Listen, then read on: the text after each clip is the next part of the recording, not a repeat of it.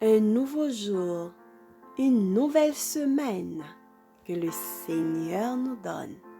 À lui soit la gloire, la louange au siècle des siècles. Mes chers amis, je vous souhaite un bon dimanche et une bonne semaine en Jésus-Christ notre Seigneur et Sauveur. C'est la méditation du jour qui a pour titre « Le plus grand des hommes ». Je vous le dis en vérité, parmi ceux qui sont nés de femmes, il n'en a point paru de plus grand que Jean-Baptiste. Matthieu 11, verset 11. Les grands roseaux croissant sur les rives du Jourdain et ondoyant sous tout, les vents représentaient d'une manière adéquate les rabbins qui s'étaient érigés en critiques et en juges de la maison de Jean-Baptiste. Leur attitude variait au gré des courants de l'opinion publique.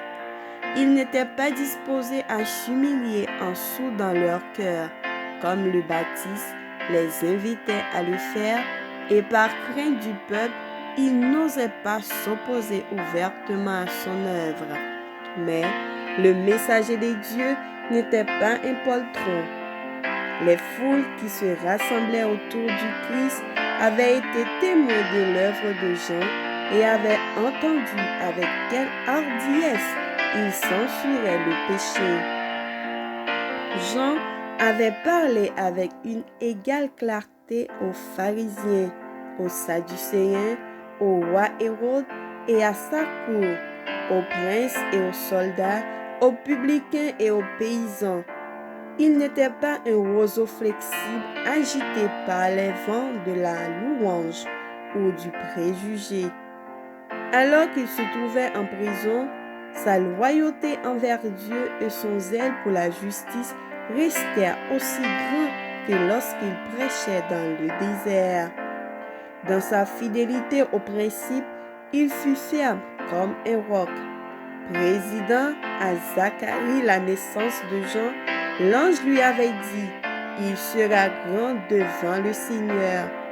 La notion de grandeur qui accourt dans le ciel est fort différente de celle du monde.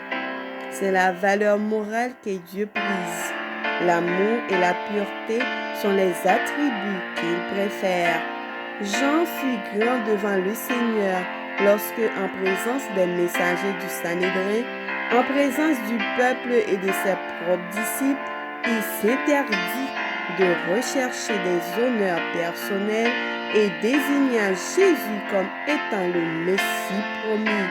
La joie désintéressée que lui procura le ministère du Christ est le plus pur exemple de noblesse jamais donné par un homme. Amen. Que le Seigneur nous bénisse et qu'il nous fasse grâce. Bonne journée, bon dimanche avec Jésus. N'oubliez pas de partager cette méditation à quelqu'un d'autre.